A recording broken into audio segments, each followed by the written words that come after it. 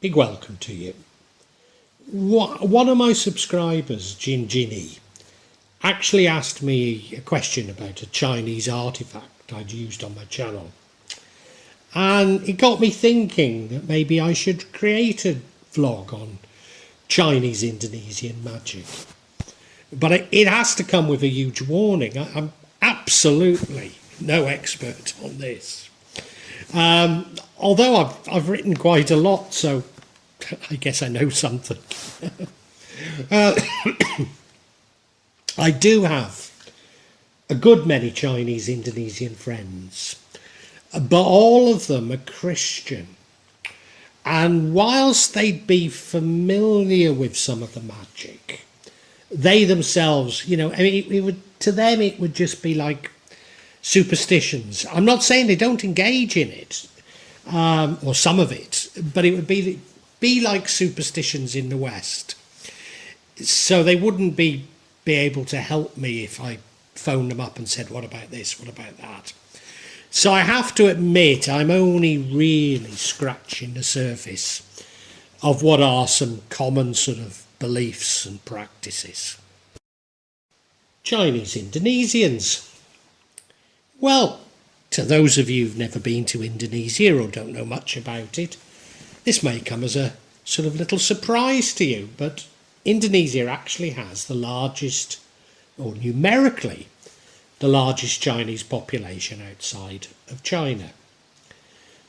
Chinese people and their Indonesian descendants have lived in what we now call Indonesia since at least the 13th century. A good many came as temporary residents, perhaps intending to return home in their older age. A number, however, stayed as economic migrants. Population grew rapidly in the Dutch colonial period, when they were contracted from their home provinces in southern China to come and work in Indonesia. So the sorts of people we're talking about are the Tichuaos from Chanzu, the Hakkas from Chengxian, or Mezian as it's now called, the Fujian, and the Dabu or Taipu as it would be called, and some Cantonese from Guangdong. So they come together very different ethnic groups who left the trading ports of southern Fujian. So, it would be Tanka, Hakka, etc. Discrimination against Chinese Indonesians has been around certainly since the start of Dutch colonialism. Now, I should add that since 1998, government policies have attempted to redress this.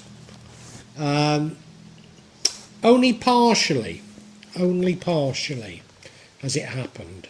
But what I would say is that although certainly prior to 98, Indonesia would have a reputation for sort of anti-Chinese sentiment, today it's probably far less than in Malaysia, which has a bigger proportion of Chinese, but a much smaller country. The real resentment of ethnic Chinese grew in the 1950s. Native Indonesian merchants felt they couldn't remain competitive with them. But this was also a time when the British in particular were operating a sort of black ops out of Singapore to create anti-Chinese sentiment across Southeast Asia. So difficult to know. However, during the New Order, that's 67 to 98, Suharto, the president, sold monopolistic positions to what he called his Chukong, or Chinese benefactors. And these monopolistic positions dominate the economy even today. Indeed, I would argue that that is the main reason for the highly uneven distribution of wealth in Indonesia, which has remained so consistent. However, having said that, during the New Order, officials brutally harassed Chinese-owned businesses for bribes. So the Chinese were, I think they were more victims, even though, yes, some of them became some of the richest people in the world during that period. And now around 10% of Indonesians would have some Chinese origin, a figure that's hotly disputed, I might add, because officially only 1.2% are recognised as Chinese. During this new order, the Chinese languages were banned, although they're still used today, particularly in Medan in Sumatra. Many Chinese changed their names to more Indonesian sounding names, particularly in Java to names that probably have a Hindu origin, and many converted to Christianity, smaller numbers to Islam. Now, an awful lot, particularly in Jakarta, of Chinese people classified themselves as Betawi. Now, these are the traditional mixed race people of the port city. But I have a sneaking suspicion an awful lot of them are pure Chinese. But nevertheless, they classify themselves as Betawi, and so their Chinese ancestry is somewhat hidden. And even my wife's paternal grandmother was Chinese, or Chinese Balinese. But there's no way any of my wife's family would call themselves Chinese. Despite that, my wife is often mistaken for Chinese, even by Chinese people. Less so when she's spent a lot of time in Java, because her skin gets a lot darker. But yeah, if she spends a lot of time in Jakarta, where her skin becomes much lighter, she is often mistaken as Chinese. Now, the Chinese are concentrated, by and large, in the cities, particularly Medan in Sumatra, Semarang, Surabaya, Solo, Jogja in Java. But you will also find them in the towns of the islands of Bangka Belitung, the province of West Kalimantan, and the Rio Islands. So they are spread across Indonesia, but tend to be in urban areas. Gobog. The relations between Imperial China and what's now called Indonesia go back at least as far as the 7th century. So Indonesia was part of what was known as the Maritime Silk Road, or the ancient Maritime Silk Road, connecting China with India and the Arab world. And, well, we do know it, but one of the proofs of this is ancient Chinese ceramics found throughout Indonesia, suggesting trade links between the countries. Contrary to popular myth, Chinese merchants were at least as responsible for spreading Islam in Indonesia as Arab merchants, although the Indian merchants were probably the most fundamental in doing so.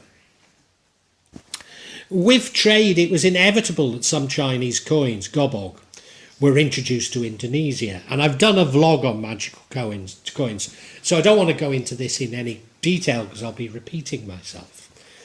But Indonesians picked up that the Chinese attached magical properties to these coins and largely missed the fact that they were used as a medium of exchange. And you'll find Gobog still very popular in Indonesia, especially in Bali, where, they'll be sewn into items of clothing, particularly wedding dresses. Most Gobog that you'll find in Indonesia are either old Indonesian copies, as China ended up eventually banning their export because they'd become so popular, or modern Chinese copies.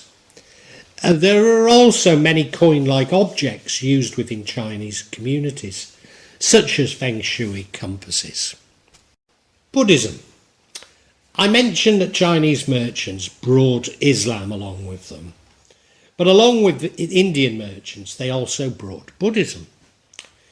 Nearly half of all Chinese Indonesians are Buddhists, and that's especially they're especially Buddhist outside of Java Island itself. And it's within these parts of the community that the Chinese magic is most prominent. So popular items within the community are temple bells. So these are used as chimes at temples, but Chinese will often have them in their homes. You'll also see singing bowls, which of course are used in temples, but you'll see them in Chinese people's homes. And indeed, this is a kit for cleaning singing bowls, along with the burning of joss sticks. Something, I suspect it's a relatively new item, but something that you see quite often now. It's what's known as a Buddha radio. And that's an electronic music player with different chants on it that can be used when meditating. You often see Chinese Indonesians with what are known as azimats. Maybe they wear it as a pendant or they keep it in a pocket. And typically this will have a Buddhist text in it for protection from black magic. Or possibly even slightly larger amulets, which can be kept in the pocket, but you often see being hung from a car mirror. Buddhist amulets are meant to bring the owner luck or protection from magic. And yeah, they either wear them as a pendant or often they're on a keychain. So it's something that would keep in your pocket from, for protection from black magic. A particularly popular charm would be Dawi Kwan Im, and she's Buddha in a female incarnation. In fact, she's very popular, very, very popular across all of Southeast Asia. Mandalas, you'll also find mandalas very popular. Mataraya, key rings. And Buddhists actually use mala, which are prayer beads, and those are used for counting combinations of 21, 28 and 108. And this particular one has a jade Avalokitesvara, that's just one of the names of Buddha pendant. I've not really done a section on jade, but of course jade is believed to be very lucky, very good for the health. So, as with any Chinese community, you'll see lots of jade objects. But being Indonesia, particularly jade rings are very popular. I'm sure you've come across these Om-Mani bracelets before. They're engraved with Om-Mani Padme Hum, a very powerful mantra that incorporates all of Buddha's teachings, purifies the mind, the body and speech. Om meaning that one should try and become a one with Buddha, Mani attracts the treasures, and Padme means lotus and resembles purity. Hum, so that we rely on divine energy.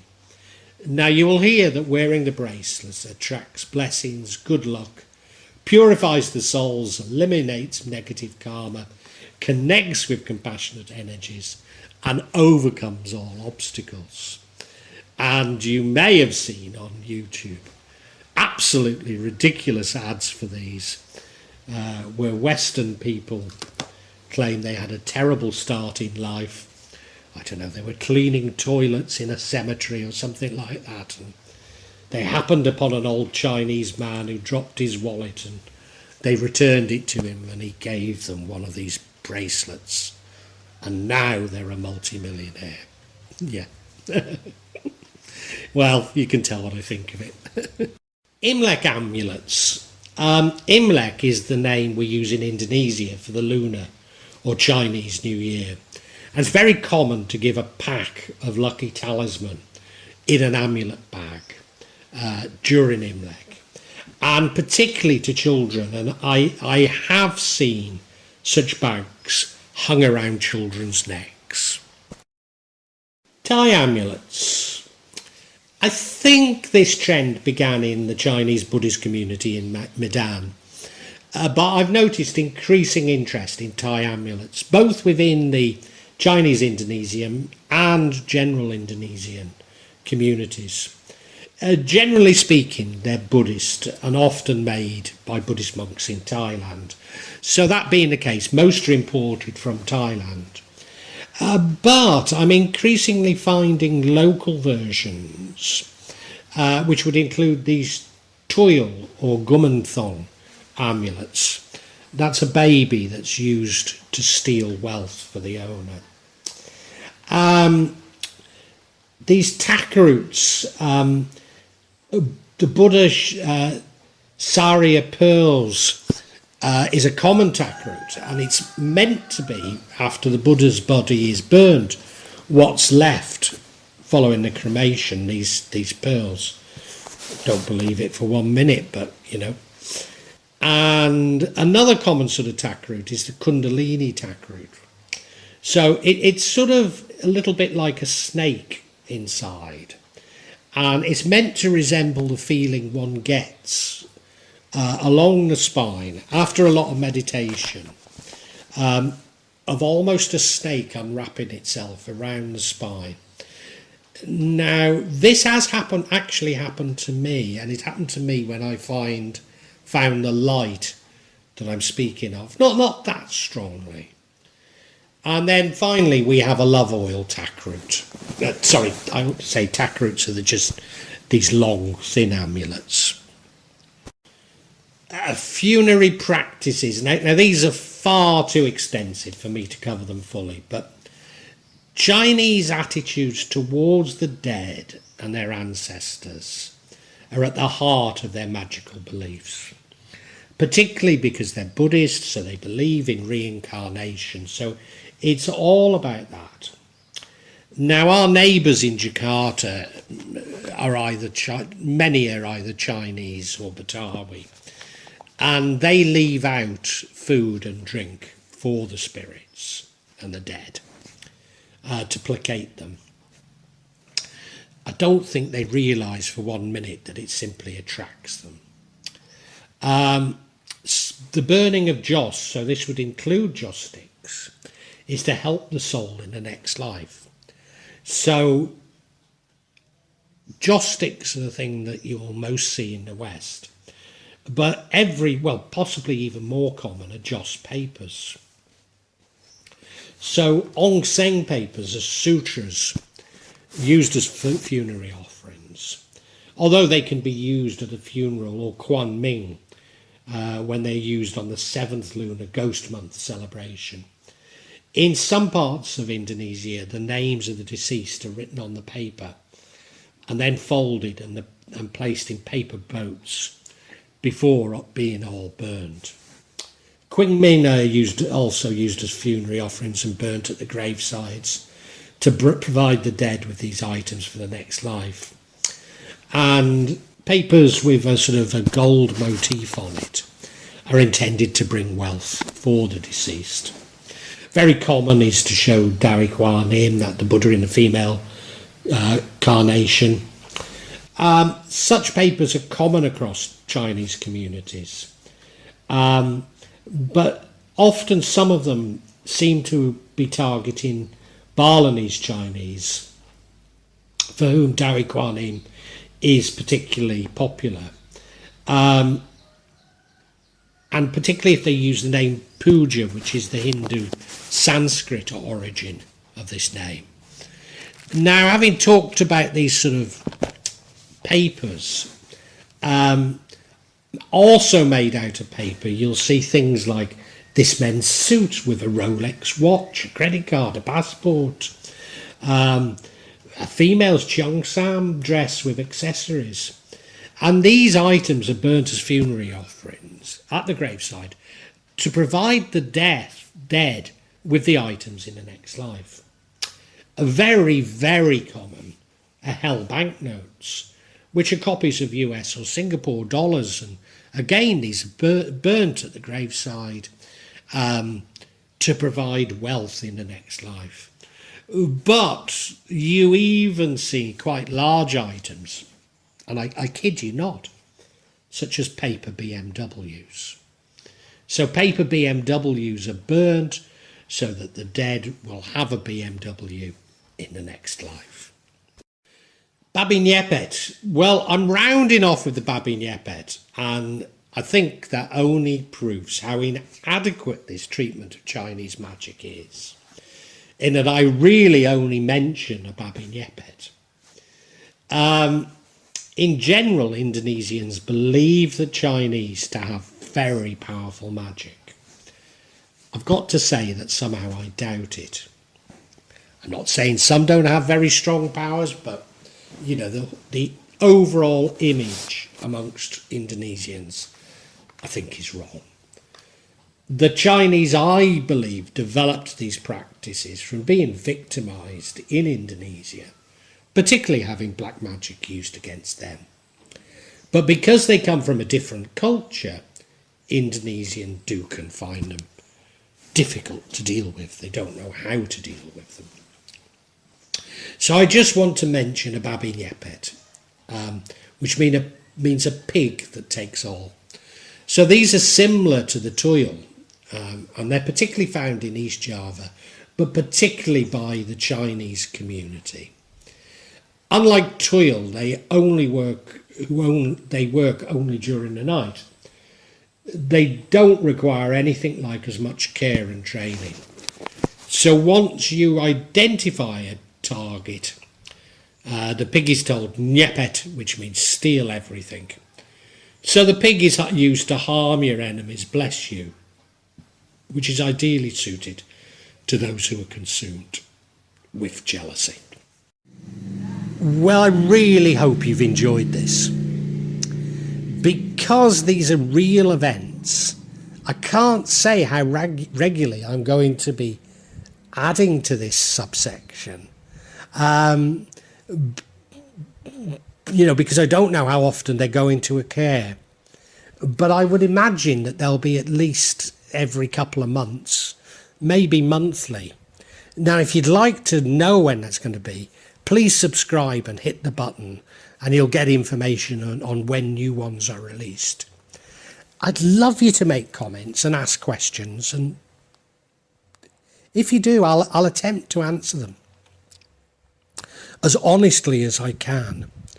I promise you that there's no attempt on this channel or this part of this channel of me. There'll be no attempt by me at any type of subterfuge. I'll try to be as honest and open as I possibly can be. Inevitably, there will be some of you who disagree with my interpretation, and we can agree to disagree. But what you're seeing is real stuff here. What I'd love you to do, if you enjoyed this, is look at my other sections. Particularly, I've written novels about magic in Java, and they contain much more information in them, especially me trying to understand the theories of magic, the psychology of it, and I try and intersperse them with a sort of spiritual dimension. Anyway, thank you so much for watching, and God bless you.